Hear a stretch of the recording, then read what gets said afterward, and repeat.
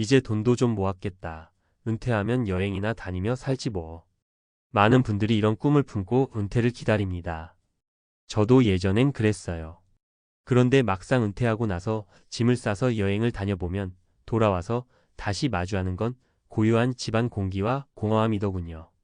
여행지에서 웃으며 술잔 기울이던 사람들은 다 스쳐가는 인연이었고 내가 필요할 때 곁에 있어줄 사람은 아니었죠. 그래서 저는 오늘 은퇴 후 진짜 필요한 건 목돈이 아니라 지속 가능한 수익과 함께 소일할 수 있는 친구라고 이야기하고 싶어요. 먼저 돈 이야기부터 해볼까요? 많은 분들이 퇴직금이나 모아둔 돈을 보면 이 정도면 되겠다 싶어 금고를 열어 꺼내 쓰듯 생활합니다. 초반엔 여유롭죠. 골프도 배우고 해외도 나가고 손주들 용돈도 팍팍 줍니다. 하지만 문제는 예상보다 긴 노후 기간이에요. 요즘 80세, 90세까지 사는 건 흔하잖아요. 금고가 한번 비기 시작하면 다시 채우기가 어렵습니다. 은퇴 후에는 고정 수입원이 없거나 적으니까요. 실제로 제 친구 중에 한 분이 있습니다. 62세에 대기업 임원 퇴직금을 4억 가까이 받았어요. 처음엔 호화 여행도 가고 외제차도 바꿨죠. 그런데 불과 7년 만에 돈이 바닥났습니다. 연금은 국민연금뿐인데 한 달 120만 원 정도. 생활 수준을 줄이는 게 너무 힘들어서 매달 적자였고 결국 작은 편의점 알바를 시작했어요. 퇴직금이 금방 사라진 이유는 목돈을 연금화하지 않았기 때문입니다. 은퇴 후 필요한 건 금고를 열어 쓰는 돈이 아니라 매달 들어오는 연금 같은 현금 흐름이에요. 그래서 전문가들은 꼭 이야기합니다. 퇴직금을 받으면 그냥 통장에 넣어두지 말고 일정 금액은 평생 받는 즉시 연금 같은 금융상품으로 일부는 배당주나 임대 수익처럼 꾸준히 들어오는 자산으로 만들어야 한다고요. 물론 투자에는 리스크가 있지만 아무런 수입 없이 목돈을 헐어 쓰는 것이야말로 가장 위험한 방식이에요. 두 번째는 여행이라는 환상에 대한 이야기예요. 많은 분들이 은퇴하면 세계 여행 다닐 거야 라고 하십니다. 여행 좋아하죠. 저도 좋습니다. 문제는 여행이 우리 삶을 365일 채워주진 않는다는 거예요. 제 친척 어르신 한 분은 은퇴 후 3년간 부부가 전 세계를 다녔습니다. 그런데 어느 날 이런 말을 하셨어요. 여행은 좋아. 근데 매번 돌아오면 허무해. 여행지에서 만난 사람들은 스쳐가. 결국 집에 오면 나랑 내 아내뿐이야. 여행은 단기적인 취미예요. 순간의 설렘을 주지만 일상의 적적함을 해소해주진 못합니다. 그럼 은퇴 후에는 뭘 준비해야 할까요? 바로 일상에서 함께할 13명의 친구, 그리고 소일거리입니다. 사례 하나 더 말씀드릴게요. 우리 동네에 70 넘은 아저씨들이 매일 공원에서 장기 두십니다. 멀리서 보면 한심해 보일 수도 있어요.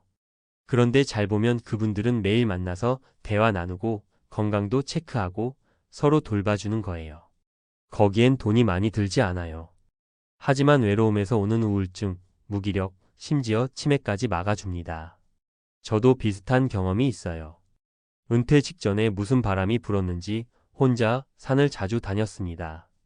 근데 혼자 다니니까 즐겁지가 않더군요. 오히려 이런 생각이 들었어요. 내가 왜 이렇게 외로운가? 결국 산악회에 가입했어요. 거기서 만난 60대, 70대 분들과 친구가 되어 함께 다니는데 이제는 산이 삶의 중심이에요. 거창한 게 아니어도 좋습니다. 바둑, 낚시, 등산, 텃밭 가꾸기 뭐든 좋습니다. 중요한 건 누구와 한다는 거죠. 마지막으로 이런 얘기를 하면 많은 분들이 내 나이에 무슨 새로운 친구를 사귀나라고 하세요. 맞습니다. 쉽지 않죠. 하지만 필요하면 노력해야 합니다. 우리 한 분의 사례를 들려드릴게요. 퇴직 후 5년간 집에서 TV만 보던 65세 어르신이 있었습니다. 부인이 너무 답답해하다가 문화센터에 억지로 끌고 갔어요.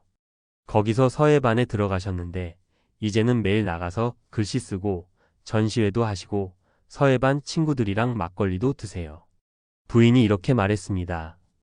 이 양반이 이렇게 활기차게 살 줄 몰랐어요. 새로운 인연을 만드는 건 불편할 수 있습니다. 하지만 결국 삶을 지탱해주는 건 그런 인연이에요. 정리하자면 은퇴 준비에서 정말 중요한 건 두 가지입니다. 첫째, 금고를 헐었으면 끝인 목돈이 아니라 죽을 때까지 꾸준히 나오는 연금형 수입을 만드는 것. 둘째, 여행 같은 일회성 즐거움이 아니라 일상에서 나의 적적함을 달래줄 친구, 소일거리, 커뮤니티를 갖는 것. 누구나 은퇴하면 자유롭고 여유롭게 살고 싶어 합니다. 하지만 그 자유가 고립이 되고 여유가 불안이 되지 않도록 준비해야 합니다. 여러분이 지금부터라도 조금씩 생각하고 계획하면 훨씬 더 따뜻하고 안정적인 노후를 만들 수 있을 거라 믿어요. 결국 은퇴는 돈과 사람이 모두 있어야 비로소 편안해집니다.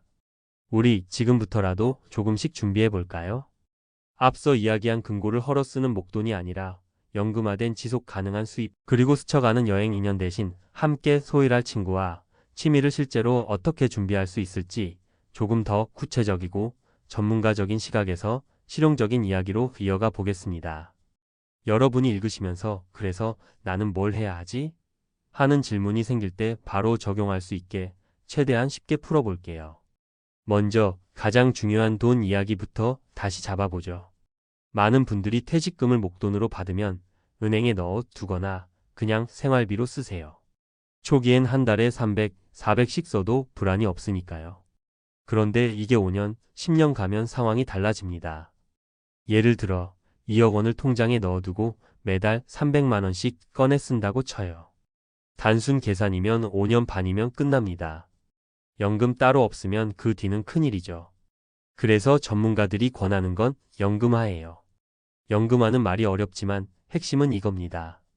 목돈을 한꺼번에 쓰지 않고 죽을 때까지 일정 금액을 나눠 받게 만드는 겁니다. 실제 방법은 여러 가지가 있어요. 가장 흔한 게 즉시연금보험이에요. 예를 들어 1억 원을 즉시연금에 넣으면 나이와 보험사 조건에 따라 다르지만 대략 65세 남성 기준으로 월 30만 40만 원 정도를 평생 받을 수 있어요. 적은 거 아니야? 하시는데 중요한 건 죽을 때까지 나온다는 거예요. 100세까지 살아도 나옵니다. 그리고 이런 연금보험 하나만 믿을 필요는 없어요. 퇴직금의 일부만 넣고 나머지는 다른 연금화 자산으로 나눌 수 있죠. 예를 들어 배당주 투자. 은행이자 2% 시대지만 우량 배당주는 연 57% 정도 배당을 줍니다. 5천만 원어치 잘 분산 투자하면 세후 연 250만 350만 원, 월 20만 30만 원 정도가 추가로 나옵니다. 물론 주가 변동 리스크는 있지만 목돈을 깎아먹는 것보단 낫죠. 또 소형 상가나 오피스텔 임대 수익도 방법입니다. 다만 이건 관리와 공실 리스크가 크니 나이 들수록 부담이 될 수 있어요. 대신 리츠 REITs나 상장형 부동산 펀드를 사면 작은 돈으로도 임대 수익을 나누어 가질 수 있죠. 결국 핵심은 한 방에 1억 써버리는 게 아니라 매달 30만, 50만, 100만씩 들어오게 쪼개서 만드는 것이에요. 많은 분들이 이걸 귀찮아하세요. 그냥 통장에 넣어두면 되지라고요. 하지만 통장 속 돈은 계속 줄어듭니다. 반면 연금화에 두면 꾸준히 들어와서 심리적으로도 안정이 커요. 또 하나 중요한 팁.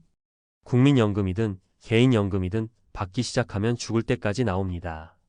그런데 국민연금 조기 수령 60세부터 하면 금액이 줄어들고 늦게 받으면 최대 65세나 70세 더 많이 받아요. 여유가 된다면 연금 수령을 늦춰서 매달 나오는 금액을 최대화하는 것도 전략이에요. 예컨대 60세에 100만 원 받을 걸 65세부터 120만 원으로 늦추면 평생 20% 더 받는 거죠. 두 번째 이야기. 여행 말고 나를 지탱할 소일거리와 친구 이야기예요. 은퇴 후 나 혼자 잘 지낼 수 있다고 하시는 분 많습니다. 하지만 인간은 사회적 동물이에요. 은퇴 후 우울증, 무기력, 심지어 치매까지 대부분의 원인은 사회적 고립입니다. 서울의 한 연구에 따르면 65세 이상 노인 중 외로움을 자주 느낀다는 사람은 그렇지 않은 사람보다 우울증 위험이 3배 이상 높다고 나와 있어요. 그럼 어떻게 해야 할까요? 첫 번째 방법은 정기적인 만남을 생활에 넣는 겁니다. 이건 거창할 필요가 없어요. 실제 사례를 들어볼게요. 제가 아는 68세 할아버지가 있습니다. 젊을 때부터 친구가 많았지만 은퇴 후 다들 흩어지고 연락이 끊겼어요. 그런데 이분이 동네 노인복지관 프로그램에서 우연히 서예반을 알게 됐습니다. 주 2회 가서 서예를 배우고 끝나고 밥 먹고 막걸리 한 잔. 이게 삶의 낙이 됐어요. 친구가 없던 게 아니라 만들 생각을 안 했던 거다라고 하시더라고요. 노인복지관, 주민센터, 문화센터는 전국 어디에나 있어요. 대부분 프로그램이 저렴하거나 무료입니다. 두 번째 방법은 소일거리입니다. 이 나이에 무슨 일 하나라고 하시지만 꼭 돈 벌려고만 하는 게 아니에요. 텃밭 가꾸기, 지역 도서관 자원봉사, 동네 아이들 공부 봐주기, 작은 알바. 이게 일상이 되고 리듬이 됩니다. 실제 연구에서 노년층이 주 23회라도 일정한 활동을 하면 치매 위험을 30% 이상 줄일 수 있다고 나와 있어요. 뿐만 아니라 이렇게 나가서 사람을 만나면 자연스럽게 친구가 생깁니다. 세 번째 방법은 가족과의 관계 관리예요. 나는 혼자 잘 지낸다 해도 결국 위급할 때 날 도와줄 건 가족이에요. 하지만 가족과의 관계는 저절로 유지되지 않죠. 자녀에게 부담 주지 않으려 연락을 끊거나 섭섭함을 말하지 않는 경우가 많은데 오히려 가끔이라도 솔직하게 마음을 나누고 식사 한번 같이 하자는 말, 손주에게 전화 한 통 넣는 게 관계 유지의 핵심입니다. 이게 자식에게도 우리 부모님이 마음을 열고 계시는구나라는 신호가 됩니다. 마지막으로 한 가지 중요한 주의사항이 있습니다. 체면이 은퇴 이후 최대의 적이에요. 내가 대기업 다녔는데 문화센터는 무슨, 내가 사장까지 있는데 알바는 무슨, 이런 생각 때문에 수많은 분들이 은퇴 후 집에만 틀어박힙니다. 그런데 체면은 통장 잔고를 늘려주지 않고 건강을 지켜주지 않습니다. 오히려 체면을 내려놓을수록 새로운 사람, 새로운 기회를 만날 수 있어요. 결국 은퇴 준비는 돈이 다가 아닙니다. 돈은 연금처럼 매달 나오도록 만들어서 마음을 편하게 하고 사람은 여행처럼 스쳐가는 인연이 아니라 평생 함께할 친구를 만들어야 합니다. 그리고 이건 준비할 수 있어요. 지금부터라도 오늘이라도 한 걸음만 내디디면 됩니다. 이게 제 경험과 전문가로서 드릴 수 있는 가장 현실적인 조언입니다. 여러분도 꼭 한번 생각해 보세요. 나는 내 은퇴 후 삶을 이렇게 설계하고 있는가? 하고 말이죠.